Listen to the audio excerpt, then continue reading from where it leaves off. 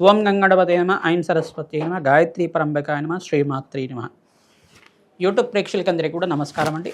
నేను పాలపర్తి గురునాశర్మ, జ్యోతిష్యం వాస్తు సిద్ధాంతాన్ని మీకంతా కూడా ఈ రోజున చెప్పుకోవే విషయం అంతా కూడా వృశ్చిక రాశి జాతకులకి ప్రధానంగా ఏప్రిల్ మాసంలో చైత్ర అమావాస్య రోజున విశేషమైన పుణ్య ఫలితాలు పొందడానికి ఎటువంటి పరిష్కారం ఆచరించాలి, ఈ అమావాస్య రోజున మీరంతా కూడా విశేషంగా పుణ్య ఫలితాలు పొందడానికి ఆస్కారం ఉంటుంది.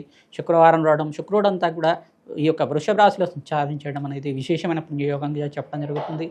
ఈ రోజున మీరంతా కూడా మహాలక్ష్మీదేవి సహస్రనామార్చన చేసుకోవడం మాత్రం చేత, తామర పూలతో కానీ, మల్లెపూలతో కానీ, తులసి దళాలతో కానీ అర్చించడం మాత్రం చేత మీకంతా కూడా విశేషమైన పుణ్యయోగం సిద్ధించడానికి ఆస్కారం ఉంటుంది. ధనాదాయం పెరగడానికి ఆస్కారం ఉంటుంది. ప్రతినిత్యం కూడా దత్తాత్రేయ ఆరాధన చేసుకోవడం, దత్తాత్రేయాయ స్మరణ మాత్రైన సంతుష్టాయన నామాన్ని జపాన్ని ఆచరించడం వల్ల మీకంతా కూడా విశేషమైన పుణ్యయోగం సిద్ధించడానికి ఆస్కారం ఉంటుంది.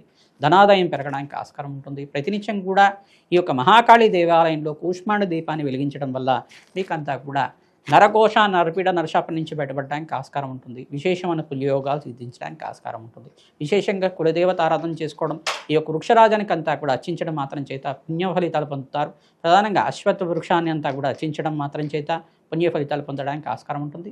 రావి చెట్టు, వేప చెట్టు ఉన్న ప్రాంతం దగ్గర అఖండ దీపాన్ని వెలిగించి వీరంతా కూడా ఖడ్గమల స్తోత్రాన్ని చదువుకోవడం, మహాలక్ష్మీదేవి సహస్రనామాన్ని వినడం చదవడం కానీ చేయడం వల్ల పుణ్య ఫలితాలు పొందుతారు.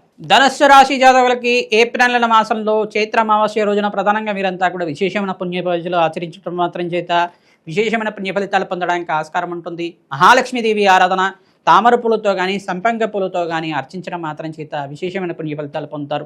ప్రధానంగా మహాలక్ష్మీదేవికి ప్రీతికరంగా ఈ యొక్క తులసి దళాలతో కానీ, మారేడు దళాలతో కానీ అర్చించడం మాత్రం చేత విశేషమైన పుణ్య ఫలితాలు పొందడానికి ఆస్కారం ఉంటుంది. ఈ రోజున ఎవరైతే మహాలక్ష్మీదేవికి విశేషమైన పూజలు చేస్తూ ఉంటారో, ప్రదోష కాలంలో ఆవునేతో దీపారాధన చేయడం, గృహంలో రావి చెట్టు, వేప చెట్టు ఉన్న ప్రాంతం దగ్గర అఖండ దీపారాధన చేయడం, ఉప్పు దీపాన్ని వెలిగించడం అనేది విశేషమైన పుణ్య ఫలితాలు పొందడానికి ఆస్కారం ఉంటుంది.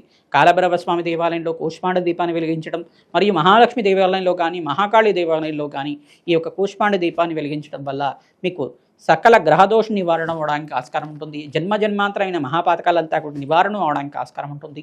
గోమాత సేవ చేయడం మాత్రం చేత అఖండ పుణ్యయోగం సిద్ధిస్తుంది. సువాసిని అర్చన విధానం చేసుకోవడం మాత్రం చేత అఖండ పుణ్యయోగ ప్రాప్తి కలుగుతుంది. బ్రాహ్మణోత్మకంతా కూడా స్వయంపాక దానం చేయడం, ఈ యొక్క పితృదేవతల ప్రీతికరంగా తిలతర్పణాలు ఆచరించడం వల్ల మీకంతా కూడా పితృదోష నివారణ అవడానికి ఆస్కారం ఉంటుంది. ఈ అమావాస్య చాలా విశేషమైంది కాబట్టి మీరంతా కూడా ధనాకర్షణ పెరగాలన్నా, వ్యాపారంలో అభివృద్ధి కావాలన్నా, ఉద్యోగ ప్రాప్తి కావాలన్నా, ఉద్యోగుల్లో ప్రమోషన్స్ రావాలన్నా పుణ్య కార్యక్రమాలు చేయడానికి ప్రయత్నం చేయండి. అన్నదానం చేయడానికి ప్రయత్నం చేయండి. తద్వారా రాజకీయ ప్రాప్తి లభిస్తుంది. అఖండమైన పుణ్యయోగాలు సిద్ధిస్తుంది. పరమేశ్వరుడు ప్రీతికరంగా చెరుకు రసంతో, మామిడి పళ్ళ రసంతో అభిషేకం చేయడం వల్ల విశేషమైన పుణ్య ఫలితాలు పొందుతారు. శ్రీమాత్రే నమః. శ్రీ మహాకాళికాయ నమః.